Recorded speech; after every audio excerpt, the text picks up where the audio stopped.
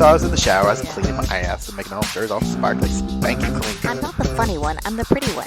Cock shots. I just checked myself out. Candles, music, wine, and then lube up and get on top. The glory hole's like a dick theater. I've imagined your family. Which means your pants had better come off. Mama needs playtime. I do that.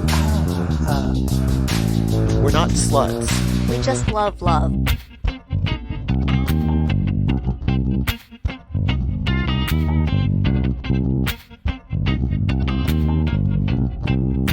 Angela, Yes. do you like sex toys? I love sex toys. Do you? Yeah, Do you wish you could have more sex toys? always. Do you wish you could have a sex toy at 50% off? That's even better, yes. With that sex toy, do you wish that you could have 6 videos on demand that you could watch and use these sex toys with? Absolutely. With those, that 50% Oh my God, it off gets sex better. toy and the videos on demand. Do you wish that whoever you purchase these sex toys from would just throw 6 items in there? Maybe something for you, maybe something for me, maybe something for both of us. That would be amazing. I Can know. that happen? Is that a thing? It does happen. Yeah.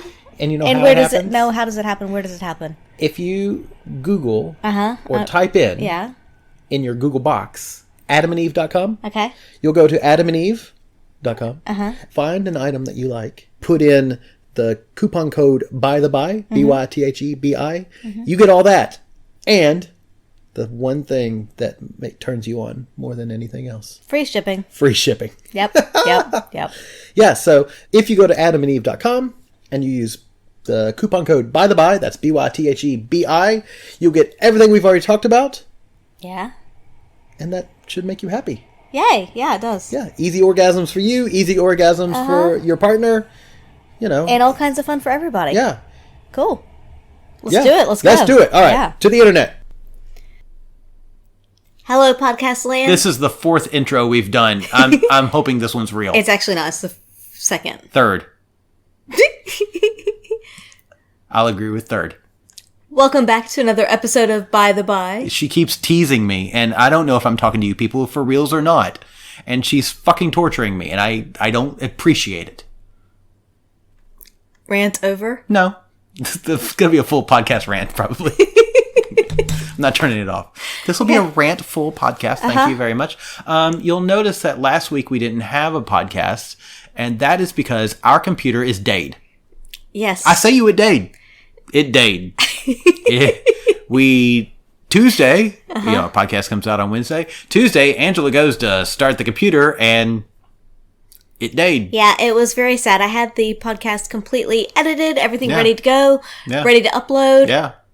and then nothing. I say you it dead. Yeah. It yeah. did.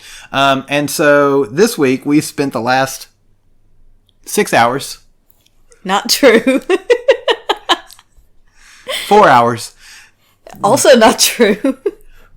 recording and then re-recording 5 to 10 minutes worth of content that Angela then listens to and says, no, I don't like it. That's probably true because we're trying to figure out how to record not only on another computer, but a completely different operating system and different software. And who the fuck knows what's going to happen, but we're going to give it a go. We don't know what we're doing. I mean, I never know. Angela normally knows. She's the responsible one. Wait a minute. You're the one that deals with the recording, and we have a system.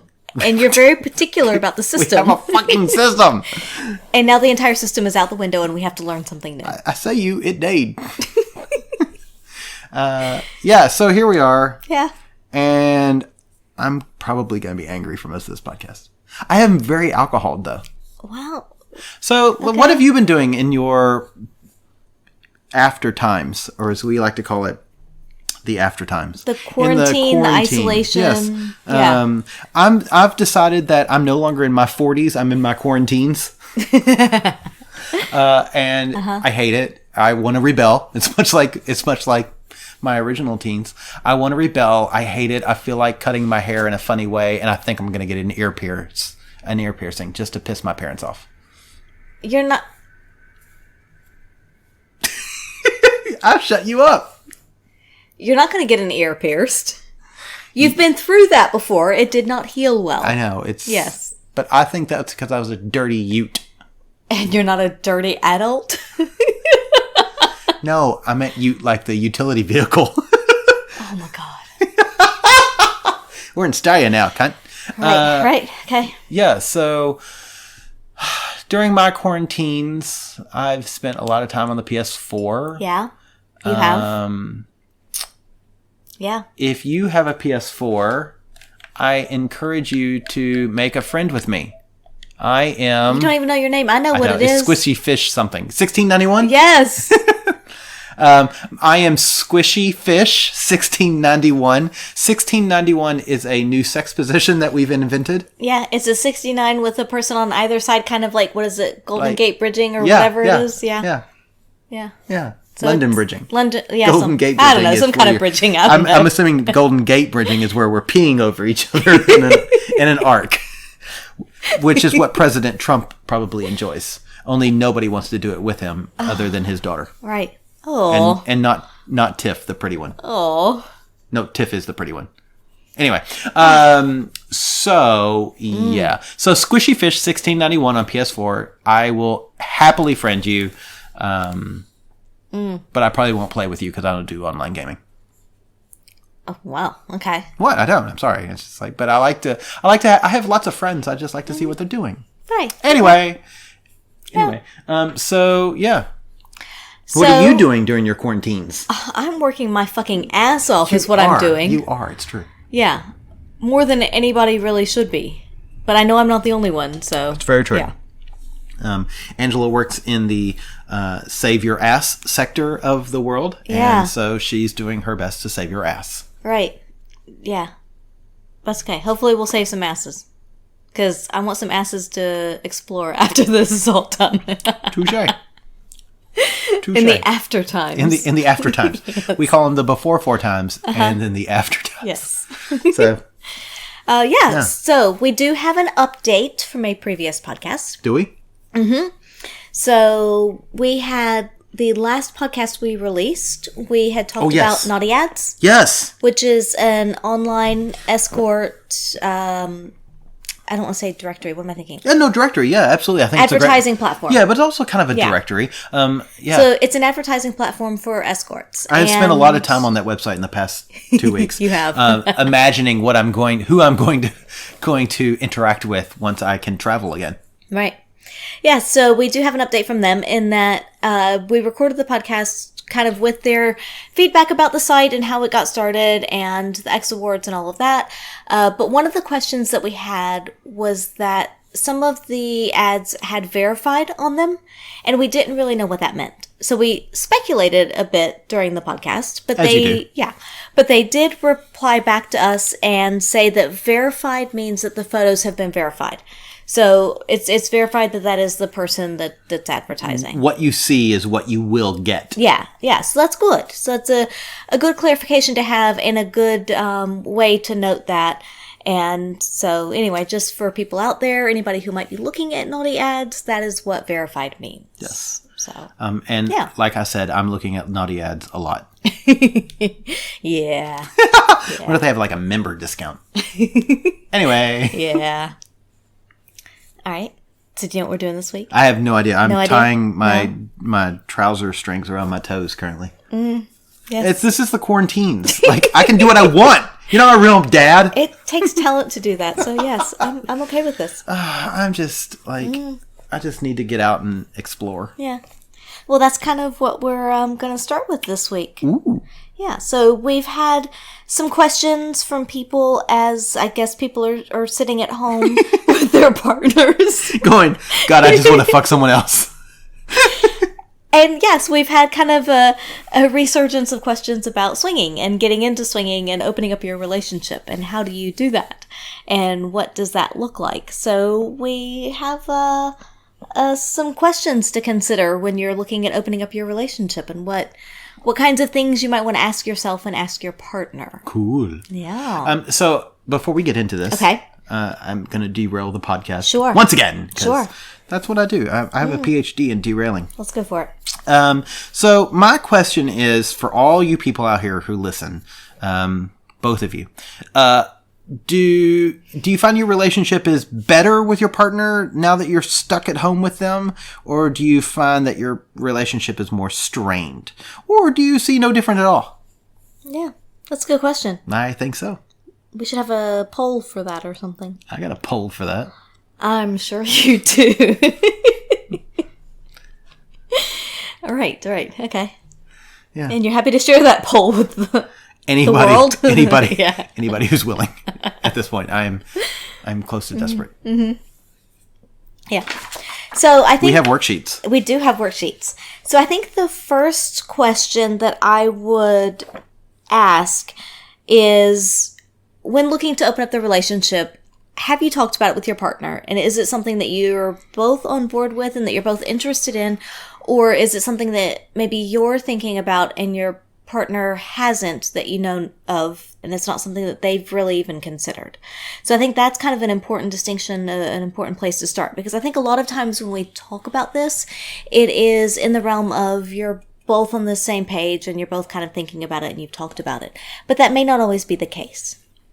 So if you're bringing this up to a partner who maybe hasn't thought about it or isn't really thinking about it as in depth as you are, I think the first thing to look at, both from your knowledge of their history and potentially talking to them about their history, is there anything in their history that may raise a red flag? Like if they've had a partner that's cheated on them in the past, or if they've had some bad relationships in the past, and some lying, some hiding of things, that kind of thing, then opening up a relationship may be a lot harder. It may take more steps to get there. Patience. Yeah, because they have these other issues that they need to overcome, and it may be that somebody before has tried to see other people or to bring other people in, and then that's gone really poorly for them. So I think it's important to kind of see if they're even on the same page as you to begin with, as far as being open to the idea, because they may not be, and there may be reasons for that. And if so, you should address those reasons before, I think, going into any of this. Agreed. Because that's absolutely going to set their mindset and their openness to this. And obviously, if you're going to go down this path, it's best if you're both on the same page and you're both willing and open to it. Yeah, I totally agree. Yeah. So we have a list of questions that are some good ones to kind of start asking yourselves when you're thinking about starting swinging. And we'll put these all up on our website, so that way you'll have access to them. Yay! It'll be a worksheet that you can print out at home. Yeah, it'll be a good one. So you can print it out. You can both go to separate rooms, fill it out, and then come back together and see how your answers compare. And since you're quarantining, you can either do like a coffee or espresso martini or a plain martini, a bottle of wine, bottle of gin, whatever.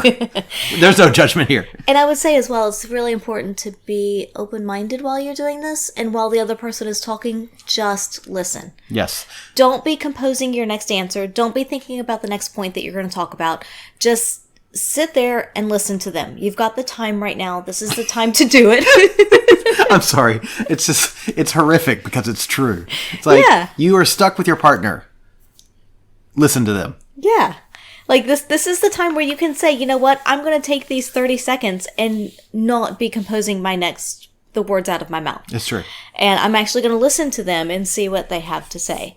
So, because I think that's something that we all do, I would say innately, is especially in our busy, rushed lives of normal, is that as someone's talking to us, we're already 2 steps ahead, thinking about how we're going to respond before they're ever finished talking to us.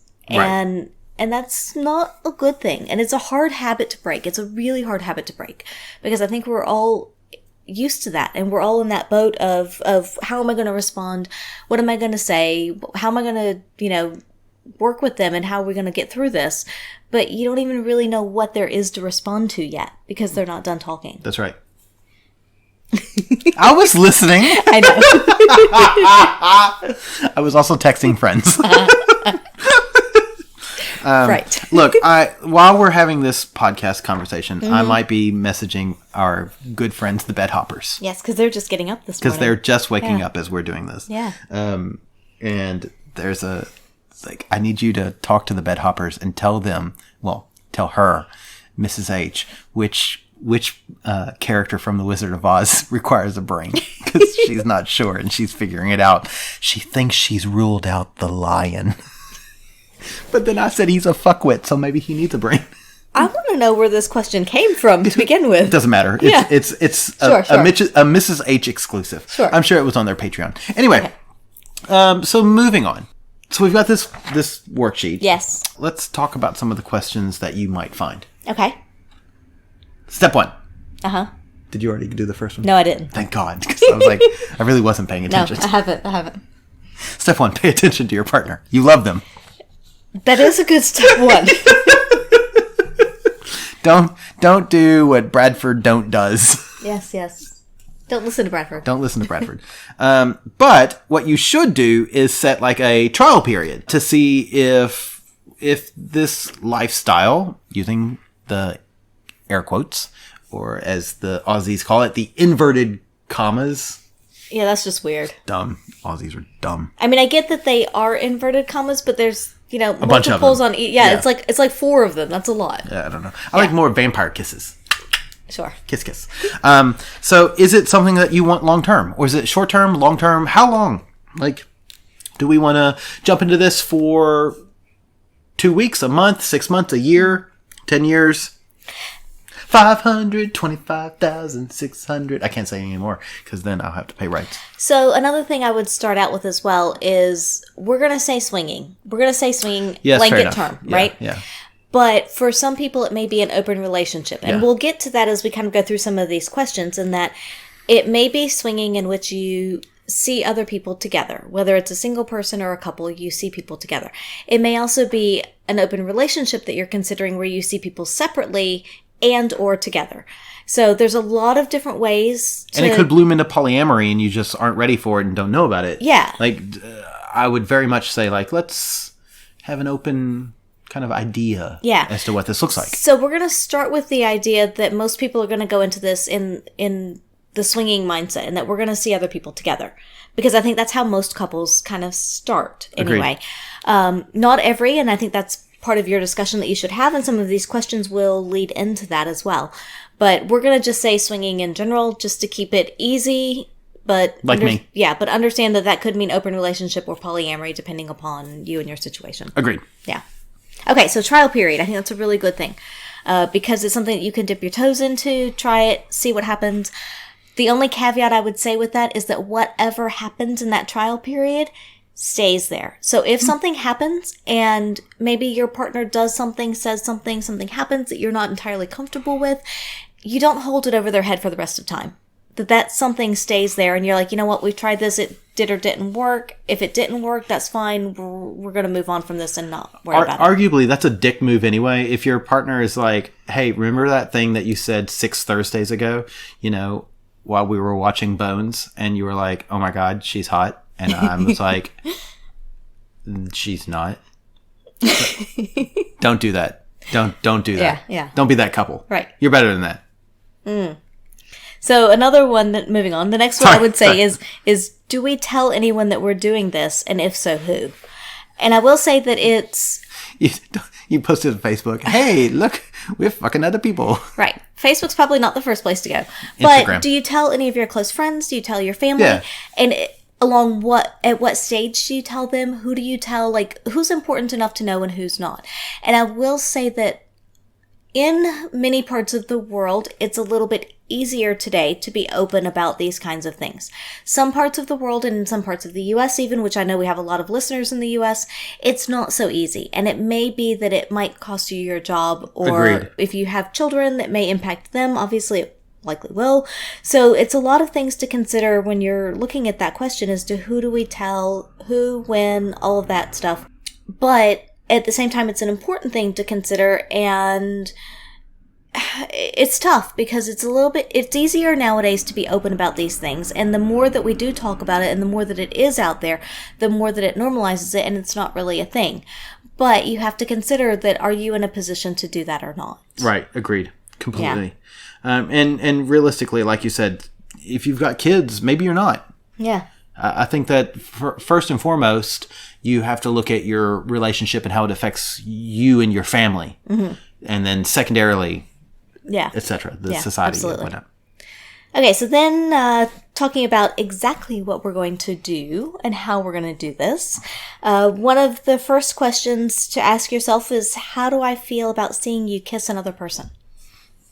I'm turned on. Oh, I'm sorry. Sorry, I got confused. You're right. Like, I was blanking out for the second. I was like, yeah, turned on. It's been so long since I see you kiss another person. Right. Yes, I mean, that's important. Those couples, I'm going to say right now, because, alcohol, those couples who are like, we don't kiss other people, fuck them, leave them alone. They've watched too many movies. They are comparing their lives to, what's her name from Pretty Woman? Julia Roberts. Julia Roberts, From Pretty Woman. 1, they ain't Julia Roberts. 2, Julia Roberts is dumb as hell in that movie. 3, don't do that. So look, it's one of those things that if you do this, you are going to kiss another person. Yeah. I'm going to blanket statement that right now. But I also think that that's an important question to ask yourself to begin with. Sure. Because how you feel about seeing your partner kiss another person kind of gives you an idea as to where you're going to be on the jealousy scale. Absolutely. And what do you need to do to work with that? If this is a path you want to go down, it's not impossible, but what do we need to do to mitigate that? How do we work through this to make it to where we're both comfortable, confident, and the idea of me, you kissing somebody else is something that's acceptable. How do I deal with it? And like you said, for a lot of people, it's going to be a big turn on. And so that's a really good thing.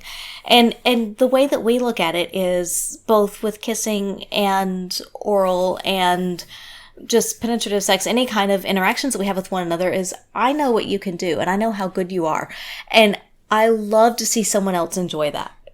And that's like, for me, that's that comparison. It turns me on to see how much pleasure you can give someone. And I know what that feels like for them. Okay. So let's jump ahead to the next question. Yep. Or the next question you should be asking yourself, which is, if we were to attend an event and only you have sex, not me. Okay. Only your partner, not yourself, have sex. Mm-hmm. How would you feel about it? How would so the non-sex having partner feel about it? Right. So would watching you have sex with somebody else excite me? Would it bother me? Exactly. And I think a good example, a lot of guys have that male, female threesome idea. I think that typically is one of those things that I'm not going to say pushes, but is kind of an instigator into this lifestyle. Okay. So I would ask the female of that group, how would you feel if the female that you have this MFF with isn't bisexual? She's only interested in your partner. So then you are watching your partner have sex with another woman, and you're not really part of it other than whatever interaction that you normally might have with him or them. And on top of that, I would say for men, if you had a situation where there was a MMF situation where your wife, girlfriend, whatever female partner is having sex with another male-bodied person, how do you feel about it? If you're not bi or they're not bi, like how do you handle that? So that's something that I really feel like you should jump in and dig deep and see what it feels like. Yeah, and I think it's interesting both to talk through these things, but then also, as part of that, to fantasize about different scenarios. And if this were to happen, what would really turn me on? What would turn you on? How would I like this to play out? How do you see it playing out? Also, at the same time, realizing that reality never plays out how you fantasize it to be. But at the same time, if you have an idea and if you've talked about it, then going into it does make it a little bit easier, at least. Agreed. And it makes it more likely that it will be whatever you want it to be, just because you've at least made sure that you're both on the same page about it. Yeah. And it is something that's something you need to dig deep and figure out how you would feel about that. Yeah. Yeah. So then the next thing to consider is when you're looking at being intimate with another person or a couple, especially a couple, I would say, is would you prefer to play in the same room or separate rooms? So you and I typically prefer to play with other couples in the same room together. Yes. But we do know people who prefer to be in separate rooms. And so, like, you and the female of the couple would go off into another room, and he and I would stay in this room and play. Mm-hmm. And we don't prefer that. We very much prefer being in the same room and together, but there are people that prefer to be separate. And so that's something to consider is, do you want to see your partner playing with someone else, or is it something that you both want to kind of enjoy separately in different spaces? And so anybody who listens to the podcast a lot often will hear us talk about puppy piles, and how what we really enjoy is these puppy pile sort of play sessions where gender isn't really a thing. It's just like there's this really lovely fluidity that goes into the play. But we have had plenty of play sessions where we say separate rooms here, but sometimes that might just mean separate allocated spaces. So on a bed where me and the female partner and Angela and the male partner are playing exclusively with the opposite gender, but we're within a meter from one another. We're within arm's reach, but we never really cross over and touch. And I would say that adds a third dimension to it, because being in the same space playing together, where you can reach out and touch your partner and kind of just check in and make sure that they're okay, and the other couple can do the same. They can still touch each other and interact with one another, kiss each other, whatever it may be, versus being in the same room but far enough apart that you can't do that. Yeah. That's a different thing. Yeah. And then also then being in separate rooms is another thing altogether. So you've got kind of, I guess, three iterations of that. Yeah. Or 3 degrees of separation, let's say. But you need to discuss that with your partner before you go into this. What do you think your play style actually looks like? And know that with all of this, no matter how much you discuss or talk about it going into it, it will change. Maybe not immediately, but along the way, as you kind of go through the lifestyle, how you interact with each other and with other people, and all of these things that you talk about going into it, they will change. Oh, absolutely. But at least it's a starting point to think, how do we want it to look? What is it that we want going into this? So, yeah, I would say start all of this with kind of that mentality, knowing that's what you decide now isn't necessarily the end all be all. Agreed. Yeah. So then you mentioned it as talking a bit about the puppy piles, is how do you feel about seeing your partner interact intimately with someone of the same sex? Is it titillating? Does it bother you? Like, how do you feel about seeing that? Yeah. And so that kind of goes back to your sexuality and how you identify. It also goes back to how you were raised. Yeah. You know, our podcast is worldwide, and so we know that there are certain cultures in which same-sex play, whether it be men on men or female on female, is really looked down upon. In fact, you can have swinging, and that's okay, but same-gender play, that's a problem. Mm-hmm. Yeah.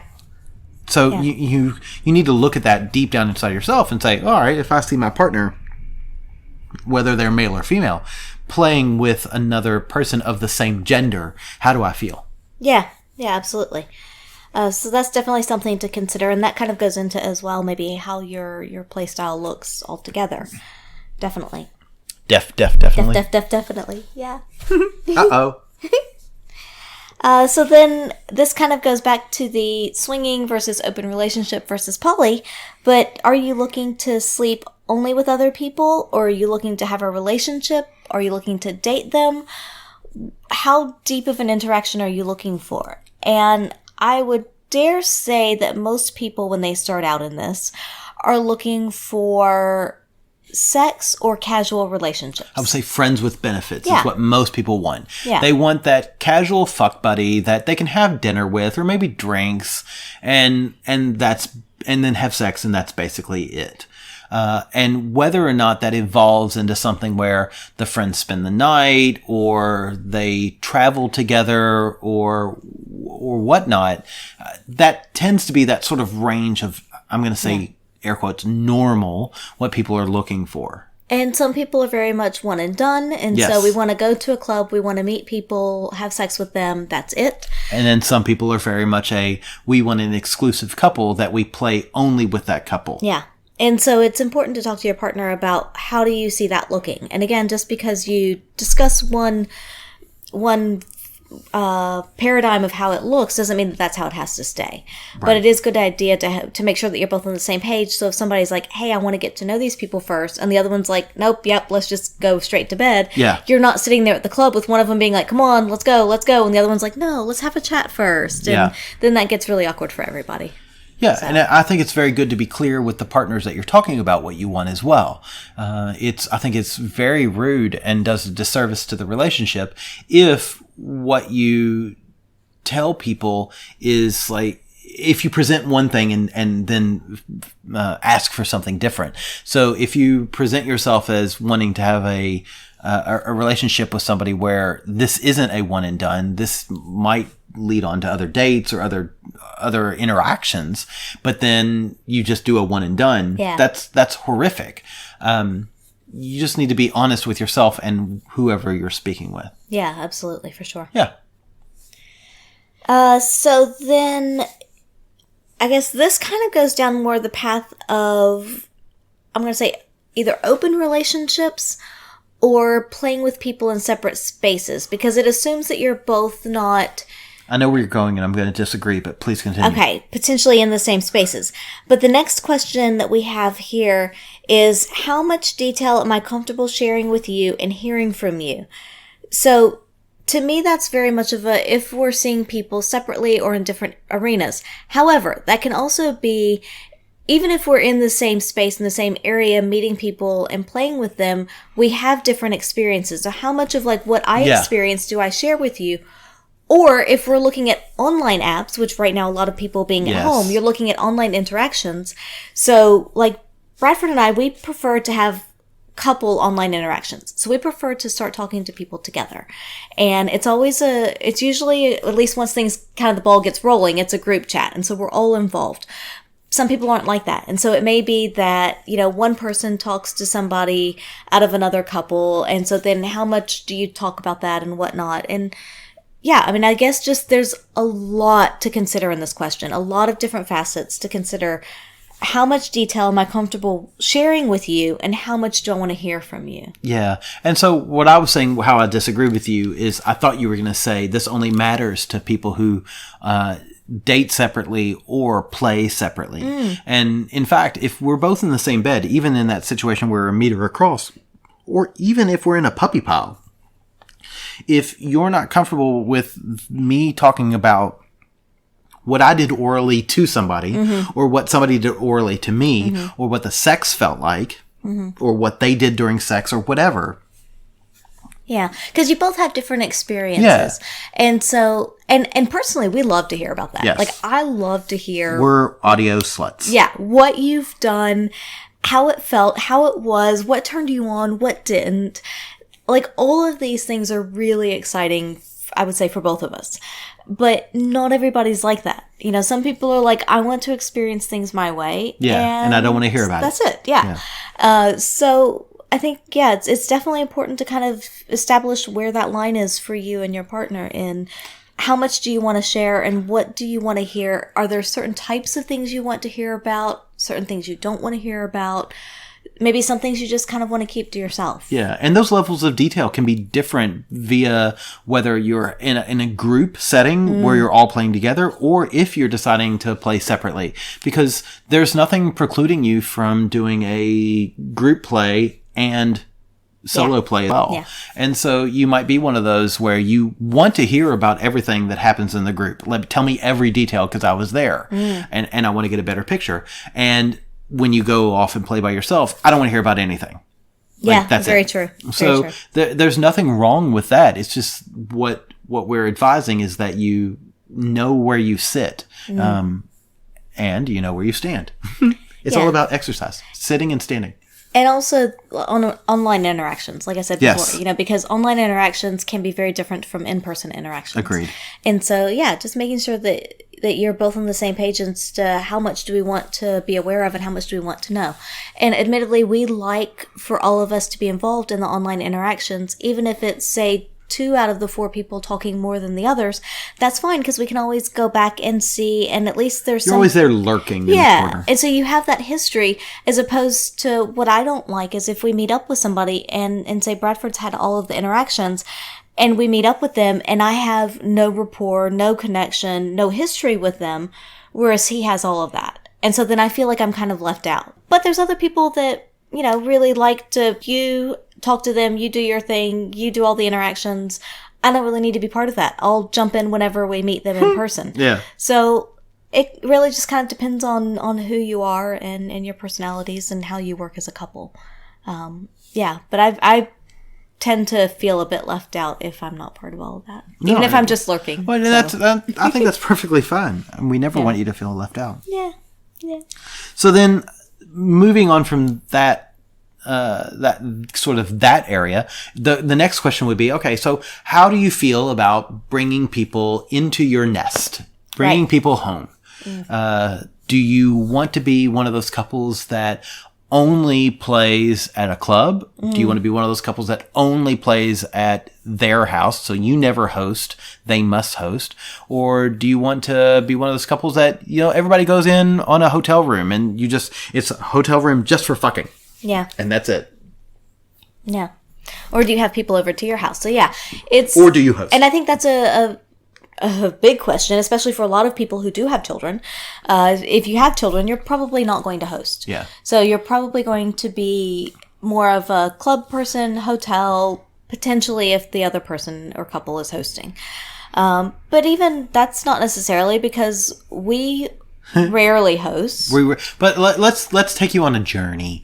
So in the beginning of our swinging relationship here in Australia, we said adamantly we would never, ever host on the first date. Ever. Right. Ever. Never, ever. And there are podcasts in our backlog of where one of us has hosted on the first date and the other one was very disappointed with the results of that. There are also podcasts in our backlog where we both met somebody at a bar and decided that we needed to host on the first date. Yep. So I think my point with this kind of story is that be flexible, and whatever rules you make, don't make them so rigid that they are unbreakable.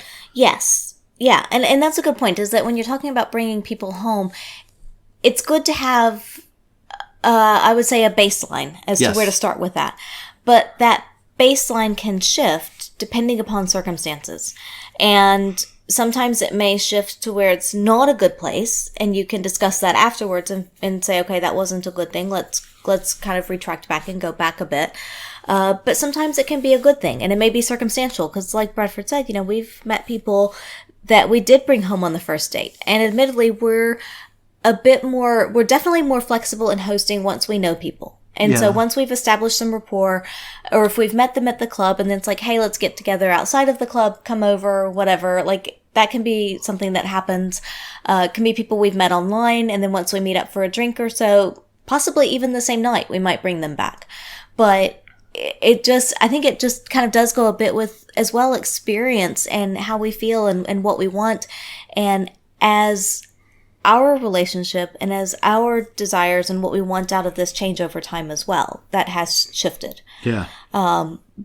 But it is also one of those things that when we're together, I think it's a little bit easier to bring someone back to our place versus when we're separate. It is. It is a lot easier. So but again, that's something that you can talk about with your partner, because it might be okay. Yeah. And look, I think something that we should have predicated this all with, which is there is no right way to do this. No, there's not. Absolutely not. This is just something that you need to talk about with your partner and figure out what's right for you. And that's the important thing. And we've said it many a time on the podcast, is that every couple does this differently. And so it is just figuring out what works for you and your partner. And you're not going to get it right to start with. It's going to be an evolving journey as you kind of go along, and as you both evolve, and as you as a couple evolve. And I don't think that ever stops. No. I think our list of rules is constantly changing. Yeah. And what we're looking for is constantly changing. Yeah, that's true. And what we're happy with and what we're wanting. True. Yeah. All of those are true.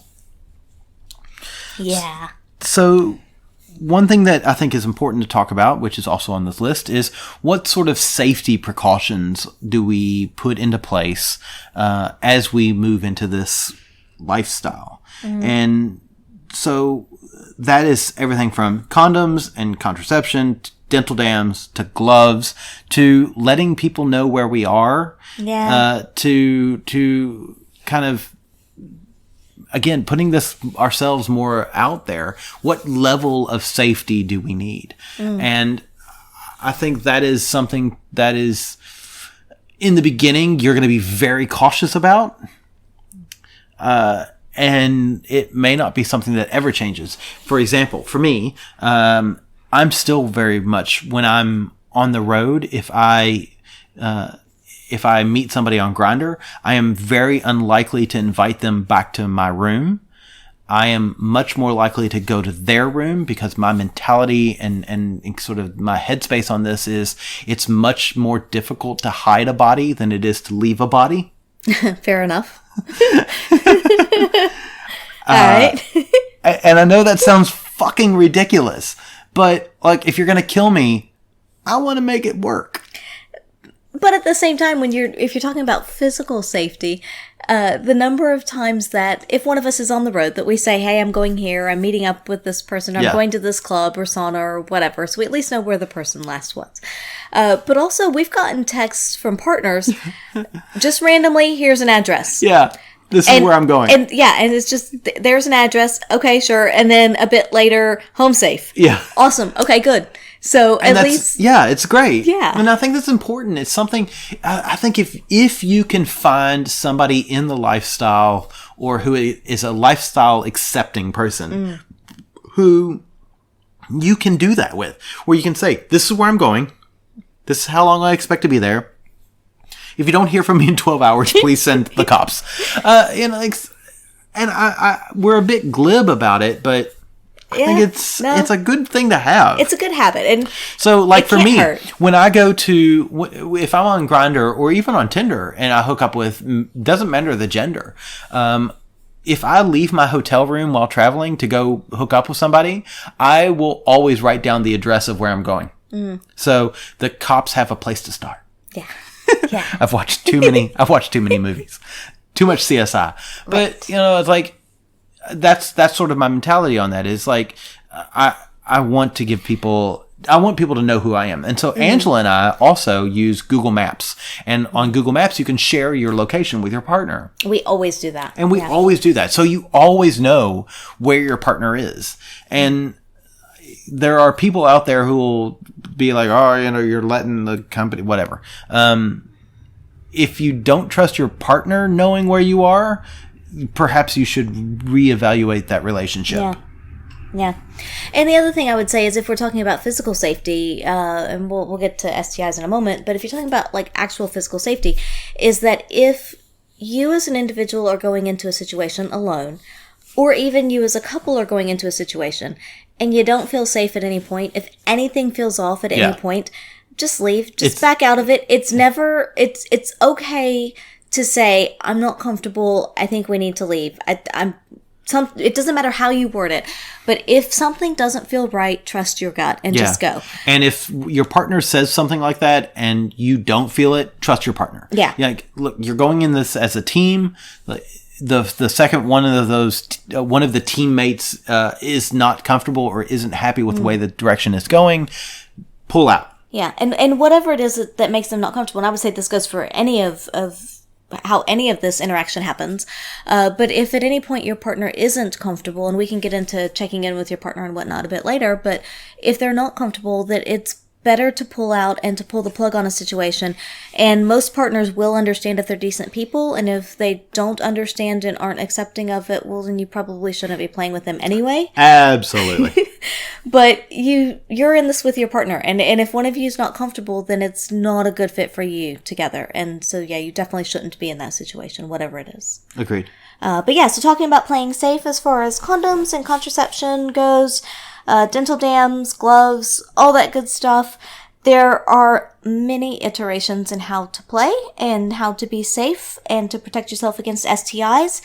I do think it's a good thing to be tested for STIs with some regularity. Whatever that is going to depend upon you, your play style, how often you play, what you have available in your area, all of that jazz. But at least be tested with some regularity.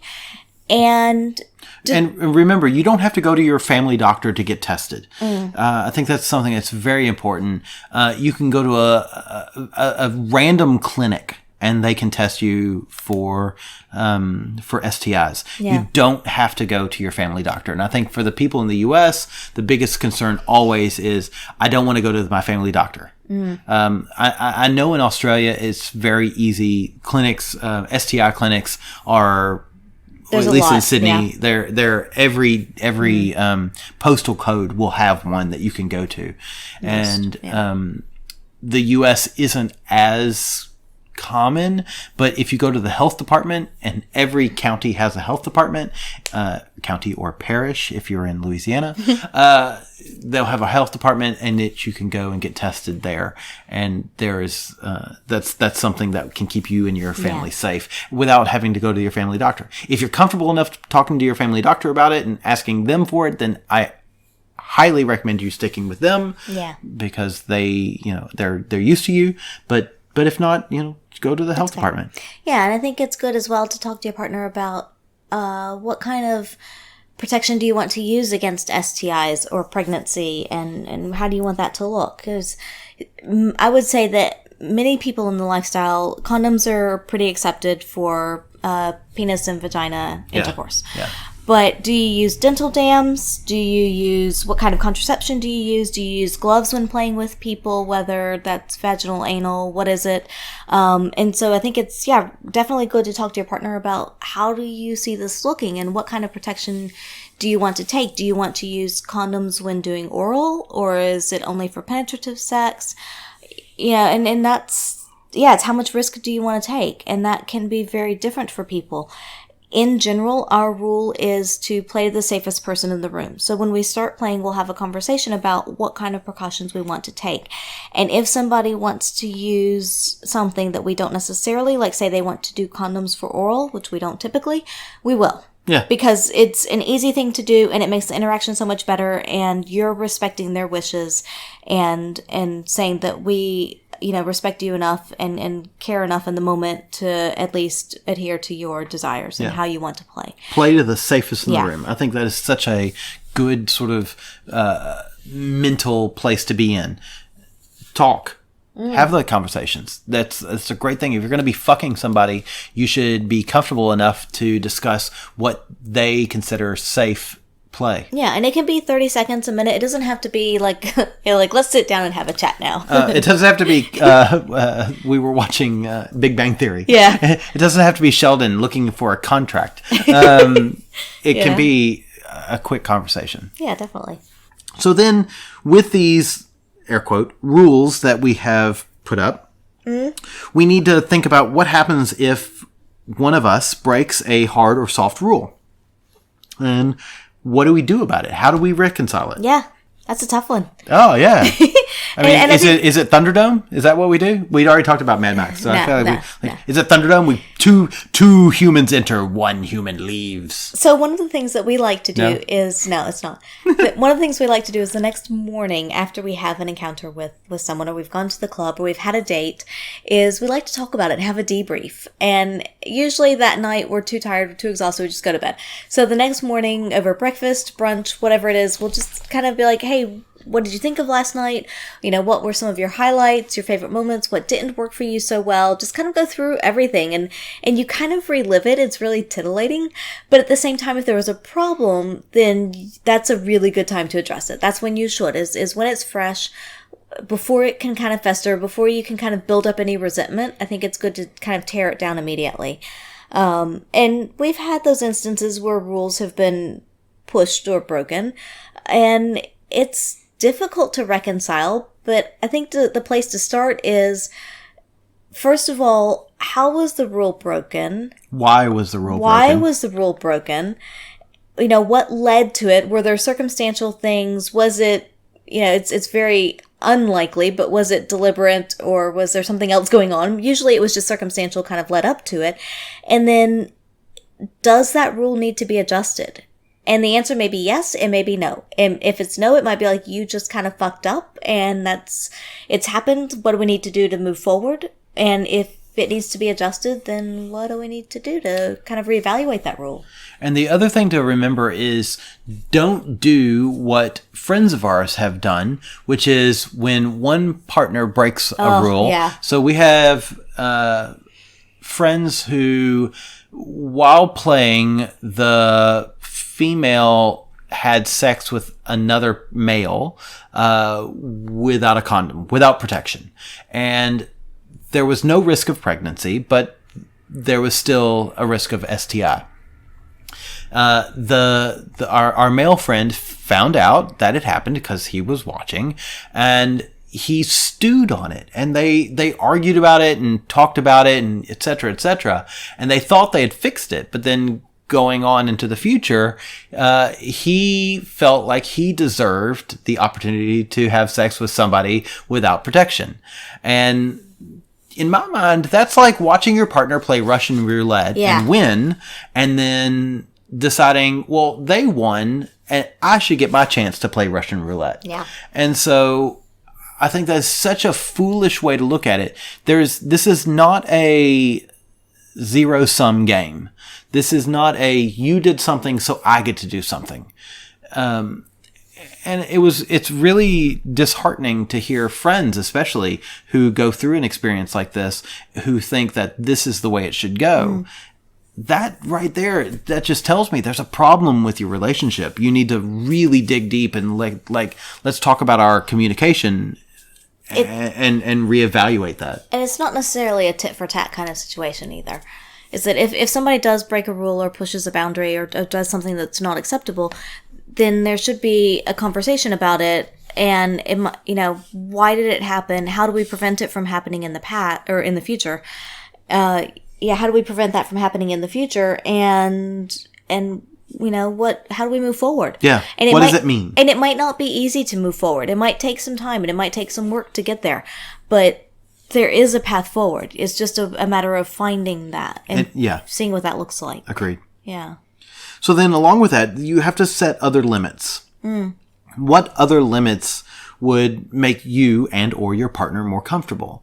And those can be, there's so many things that can be. And that can be, we only date online. We only meet people on websites and then maybe meet them at a hotel. It could be we only meet people at clubs. It can be we only meet people that wear pink on Thursdays, but after 4. It's the rules can be whatever makes you and your partner comfortable. Yeah. There's no Bible. No. And if you listen to other podcasts and they tell you there are specific rules, ignore those podcasts because there aren't a specific rule. And the reason there isn't one is because if there was one, we would tell you and we'd be like, oh yeah, this is the rule. But the truth is everyone in every relationship is different. So every person in every relationship has to be treated differently. Yeah, and the main thing is to kind of look at some of these parameters as guidelines to get that conversation started and as to what is it that this could look like for us and what are some of the things we need to start thinking about. And you don't have to jump into this immediately. So you can use these as guidelines, but then also spend the next week or a few weeks or however long kind of thinking about it and saying, you know what, maybe I think that this is something that we should add to the list, or this is something else we should talk about, or maybe this is an area that we need to have some rules or boundaries with, kind of thing. So it's definitely just kind of a starting point, but it is a good thing to kind of continue thinking about what are some other things that we need to kind of look at as a couple. And we touched on it before, but the other thing is to set a date to reevaluate. So once you start down this path and once you kind of take the first steps with this, is set a time frame and we're going to try this for say 2 months. 6 weeks, 2 months, 6 months, doesn't matter what it is. 10 years. Yeah, we're going to try this for a while and then we're going to sit down and have an honest conversation and Hell, if you're like me, you can take notes along the way because you might forget stuff. It's true. She takes notes in her phone. Yeah. But set a date to sit down as a couple and reevaluate, have a conversation about how is it going? Like, honestly, do we really like this? Do we not? Do we want to reevaluate how we go about it? Do we want to try something different? Do we need to adjust rules or boundaries, or are we really enjoying this? Do we want to keep going with it? If we want to keep going, do we want to just do as we're doing? Do we want to kind of push things a bit more? Do we want to try something different? And so it's good to just kind of keep evolving, and it's good to have those times to check in with your partner, have a date night, and take the time to sit down, really talk to them, really listen to them, and see, make sure that you're both still on the same page and that you're going forward on the same kind of path. Agreed. Yeah, 100%. Yeah. Yeah, I think I think that's great advice. And ultimately, the only thing I can add to that is listen to your partner. This is definitely, swinging is a team sport, and your experience is going to be very different than your partner's experience. And to fully enjoy this, you have to listen to your partner and take what they have to say and add that to your story, your experience. I'm not sure how to pull that in, but it's very much a non-one player game. Yeah. And your experience as a couple is going to be different than other couples' experiences as well. So it's really great, and it's fun for us to go to the club or to meet people out and to talk to them about what their experience is and how they got started in the lifestyle, what their path has been, and how is it that it works for them, because it's interesting to see how everyone does it slightly differently. Yeah, there is no wrong way to do it. No, there isn't. There are a lot of wrong ways to do it, but there is no one wrong way to do it. Yeah, it's whatever works for you. And I think that's kind of the fun is the path of exploration and seeing what works and what doesn't work. And if this doesn't work, then, just, it might not be so easy in the moment, but ultimately brush it off, move on, and try something different. Agreed. And figure out what does work for you and your partner. And part of that fun is exploring and trying different things and seeing, does this work? Nope. Okay, let's try this instead then. And then eventually you're going to find something that does work, and it'll be amazing. Yeah. And that's ultimately what you're kind of going for, is to find that amazing spot. And what is it that we want this to look like for us long term? I think ultimately my advice would be relax. Yeah. It's supposed to be fun. Yeah. It's meant to be fun. Let it be fun. Yeah. Yeah. Any other ideas that you have? Questions, comments, and concerns over these questions? No, I think this is a pretty good set to start with anyway, So, to get the conversation started. This worksheet will be on our website. We're not done yet with this worksheet, that is. We're done with the website. But this worksheet, we'll put it on the website this week. The flip side to this worksheet is all about sexual fantasies and scenarios, which we will discuss next week. It's all about the fantasy scenarios that you want to experience by yourself, with your partner, or that you want your partner to experience. Yeah. So we'll do a deep dive into all of those, and when I mean deep dive, I mean we'll dive deep. But that's next week. Bradford's going deep. As deep as how deep is 4 inches for you, baby? 4 inches. Shut up. So, if you have any questions, comments, or rude remarks that you would like to express to us about this podcast, please email us. We are theatomsoflove@gmail.com, or you can find us on all the socials. We are at By the By Podcast on Instagram, on Facebook, and on the Twitter box. Support us on Patreon so far at patreon.com/bytheby podcast. Yes. That's where you can get all your cum rags, and you can get some new videos that we are putting up on drunken sex toy reviews. Yes, and we should have some more in the coming weeks. That's right. And if you want some geeky sex toys, we already told you about some of the other Adam and Eve stuffs, but if you want some geeky sex toys, go to geekysextoys.com, and when you're prompted, use the coupon code ByTheBy, and you can get a discount on some awesome toys. Yeah. that you can play with. And if you get them, shoot us pictures. We love to see the we get tagged in Instagram and Twitter on some of the toys you're buying, and that makes us happy. It's always exciting. Yeah, I like it. to see that. Yeah, ditto. Yeah. So thank you very much. Any other? No, thanks for joining us. Of course, nothing else to say. Yeah. Thanks. Bye.